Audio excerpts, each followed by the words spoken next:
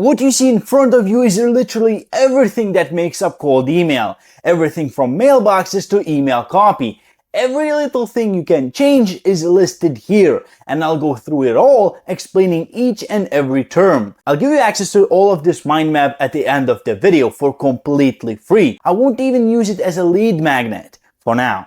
So let's begin. By the way, as you can see, a lot of these terms have video explanations attached to them. I'll keep adding more and more with time. So if you're ever struggling with anything cold email related, just come here and you'll find valuable information to solve any problem. Let's start off with what you guys like the most. The leads. Because if you don't have any leads, you can't send any emails because you don't have recipients. Leads have 5 subcategories. Starting off with lead scraping. You have various lead scraping tools that will help you scrape almost any website. Those tools are Instant Data Scraper, Minimouse Macro, Octoparse, and much more. I mentioned a lot more in this video. You also have a free Instantly AI's website visitor identification feature alternative, Vector.co. And then we go to social media. Social media is a great place to scrape a lot of leads. So here I listed the main ones: Twitter, IG, TikTok, School, Facebook, and LinkedIn.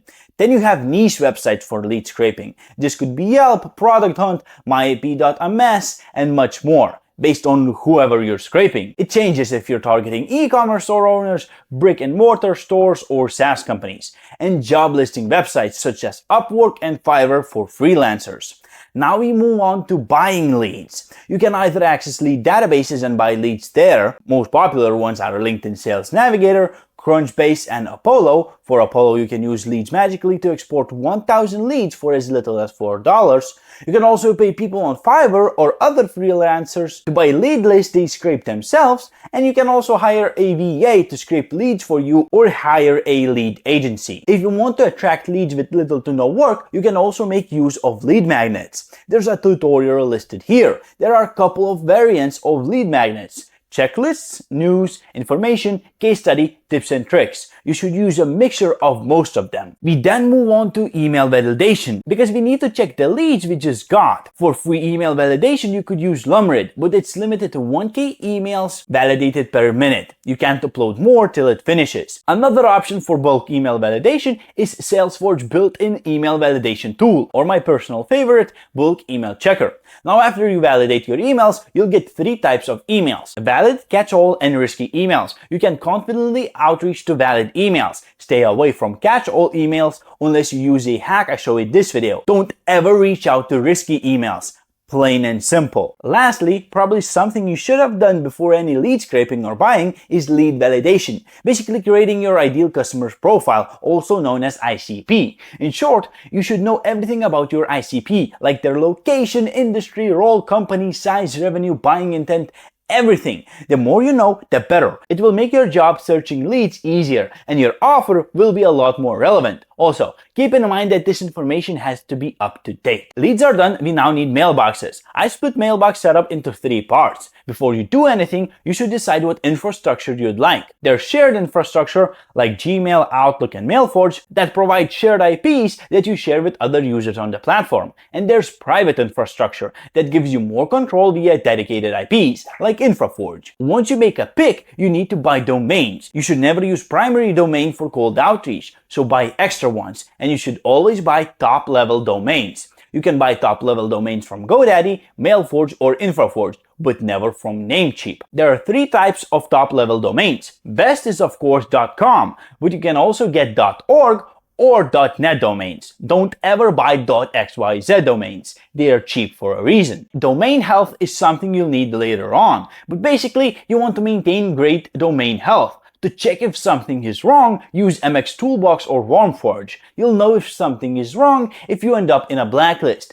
The important ones are Spamhaus and Barracuda, and a couple more that I mentioned in this video. You end up in a blacklist if you don't follow the best email sending practices or if you send emails to spam traps. If you're in any of the major blacklists, the best option is to get new domains. If not, just keep going. All domains have something called DNS records. You need to set up DMARC, DKIM, and SPF for best email deliverability. If you want, you can add email forwarding. If you're tracking open rate, it's suggested to set up custom domain tracking to ensure better deliverability. Picking domain names is pretty simple. Just add any words to your main domain name. For example, Mailforge becomes Try Mailforge, Get Mailforge, and so on and so forth. For every domain, you can have no more than 2 to 3 mailboxes. You can do more, but it's not recommended to. Now for mailbox setup, it's pretty simple. Pick any mailbox names you'd like. It can be English versions of your name, shorter versions of your name, or it can be random names. Female Latin names tend to get higher open rate, just so you know. Before sending emails, you need to warm up your mailboxes for a minimum of 14 days, and you should always keep email warm-up on.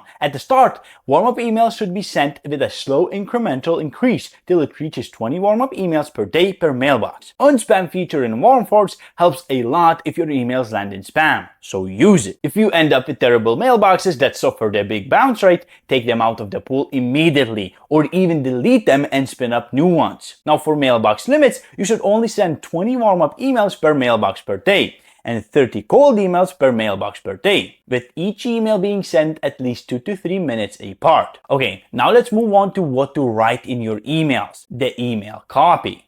You'll find yourself editing 3 parts of your emails: subject line, initial email, and follow-up emails. Before I talk about them all, I want to share some rules. There are word limits for each part of your email. Subject line should have up to 4 words, initial emails range anywhere from 20 to 60 words, and follow-ups can have a wider range, because sometimes you want to share a case study, want to follow up after a positive reply, follow up with information, yada yada. Another few rules are clarity, relevance, and psychology tricks. You have to keep all of them in mind. One of the most important rules is spin tags. You should spin tags at least 50% of your templated emails. You can use Salesforge AI feature to spin tags emails automatically, or manually write synonyms for certain words or phrases. Another important part is spam words. Words like guarantee, sale, free, act, now, apply now, click, are commonly used spam words. You should never use them. You can check how to find spam words right here. For the tone, just keep it similar to your branding. Don't use any links in your initial email, even your signature. Only use them in follow-up email. Same goes with GIFs, videos, or images. For the sake of deliverability, it's best to keep them for the follow-up emails and emojis. Maybe a little bit personal, but they look like marketing or spam emails, so don't use them. Rules done. Let's talk about subject line. Subject line should be simple, breaking the pattern. Here are a few good examples, and here are a few bad ones. Now the main part, your email. Here's your email structure. It starts off with an icebreaker, or saying hi, hello, if you have any good manners. But the icebreaker is usually a personalized line. You can use a custom variable personalization, where all you do is use a custom variable and replace only it for all of your leads, but that's what rookies do. Or use full personalization for maximum results. You can either let AI do all of the work for you with the help of Salesforge. Salesforge will combine sellers, your product, and buyers, your leads, LinkedIn, and website data to write full unique emails or just an icebreaker for every lead. Or you can personalize emails manually for each email. Scrape data about your leads, look at their websites, LinkedIn, or other social media profiles, and write personalized sentences and maybe even offers. After an icebreaker comes the offer. It's split into 3 parts. The claim.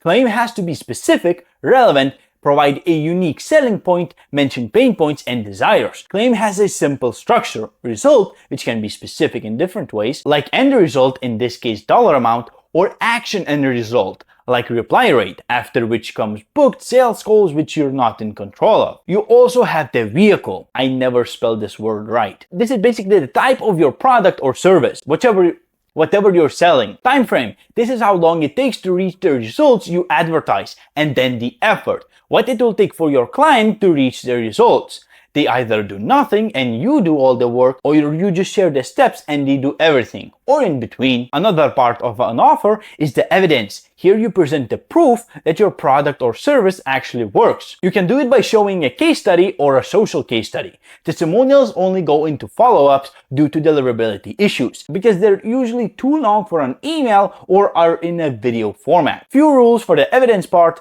is to show statistics, be specific, share quotes from clients, and of course be relevant. Last part of the offer is the guarantee. You can guarantee a full refund work for free, work for a performance-based pay, or get paid after a result. Lastly, after your claim, you have your call to actions, also known as CTAs. Your initial email should use soft CTAs. These are open-ended or simple yes or no questions, like would this be a priority to you at the time, or may I send more information about this? In your follow-ups emails, you should use hard CTAs. Those are questions that require a big investment from your prospect, like scheduling a call. Hard CTAs sound like, would 2 p.m. next Tuesday work for you? Or you can schedule a call here with my Calendly link. That should make up the meat of your cold email. Now we have email follow-ups. There are two types of follow-ups. First, we have regular follow-ups. These are follow-ups you send before any type of response. You should only send 2 or 3 follow-ups, because any more than that is just not worth it.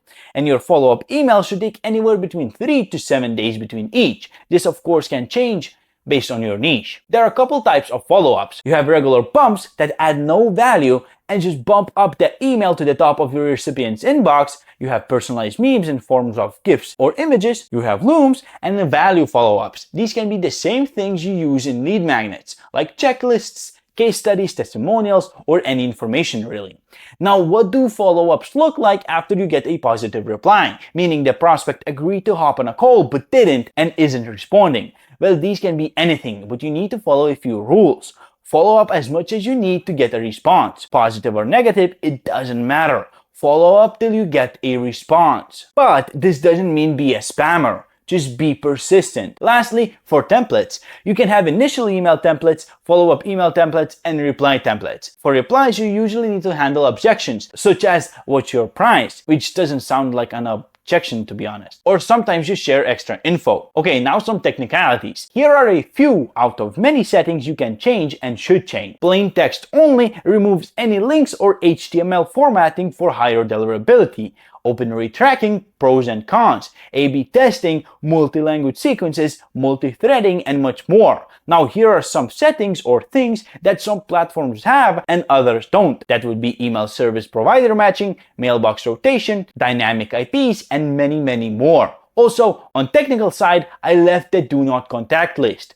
Here you add all of your competitors or just people who told you to F off. And one before last are metrics. First we have open rate. 70% or more is good. 50% is average. Less than that, not so great. Might fluctuate based on your niche. It's influenced by subject line, preview text, sending time, and date.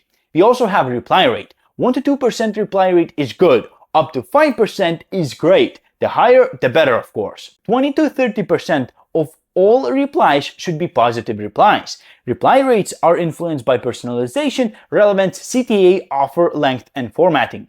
Bounce rate, having less than 1% is okay. Up to 3% is not great, needs to be fixed. And anything more than 3% should make you pause or stop the sequence entirely. And for spam complaint rate, perhaps a little more controversial, but more than 0.3% isn't great. It's influenced by, well, spamming, relevance, and lack of unsubscribe link or option. Lastly, I want you to know that I'll be consistently adding new things to the extra part of this mind map. Things like building a social presence, which can greatly increase your reply rate, Salesforge tutorials, and much more stuff that will help you succeed with cold email. If you want this, all I ask is for you to subscribe and comment the word map. If you want to see more awesome videos, check out the Salesforge YouTube channel or check out this video. Peace.